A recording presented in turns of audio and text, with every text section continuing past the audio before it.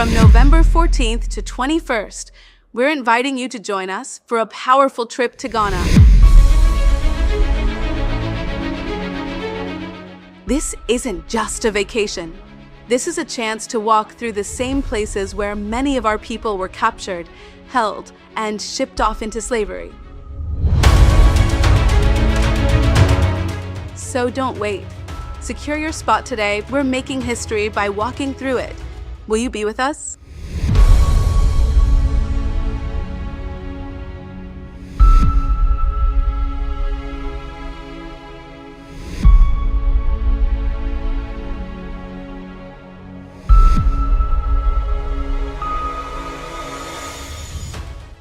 The Ugandan judge that was accused of modern-day slavery in the UK has now been sentenced to 6 years and 4 months in prison.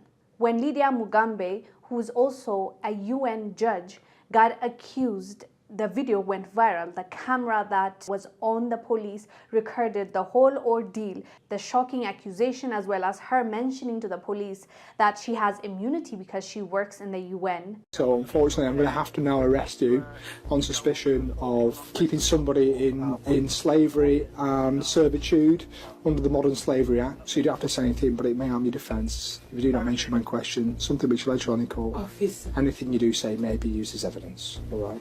Sorry? I am a judge in my country. I even have immunity. I am not a criminal. You've got immunity in this country? Yes. I have a diplomatic passport. You're a diplomat? Yes. So we'll need to see that then. Yes. And then we'll need to speak to the embassy if you are a diplomat. I came here as a student. I don't need to work for me. I didn't come with her. She asked me because she has worked at my home before. She asked me. Yep, she is facing now 6 years. Her immunity was revoked as soon as the story came out, so she was no longer entitled to that immunity. If you know, diplomats have that immunity to cover them. Unfortunately, that immunity, I guess, only can be revoked when you're African, because there are so many stories that we covered, US diplomats, other diplomats like French diplomats in Africa committing a crime, and that immunity was never taken out. That immunity was never revoked. They flee the country and they get away with it because they can exercise the immunity. It's interesting how when it came to this Ugandan judge, it was revoked just like that, and now she's facing 6 years. So you might be wondering, in case you haven't followed the first story when we covered it, she was accused of modern-day slavery because of her house help. Lydia, when she traveled to the UK, she took her house help, which some people also call the maids, she took her house help with her to the UK.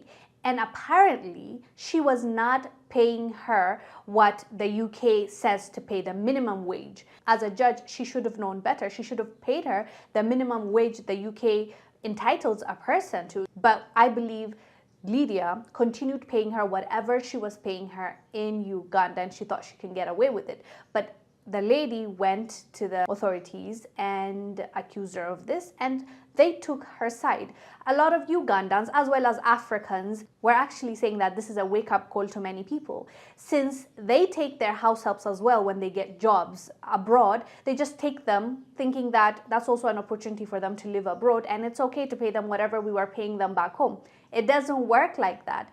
Even though it's the norm in this culture and communities, it's not really the norm. It's illegal in those countries that you're moving to. So you have to be mindful of that. Now, Judge Lydia is facing 6 years and 4 months because of this case. Anyways, fam, let us know down below what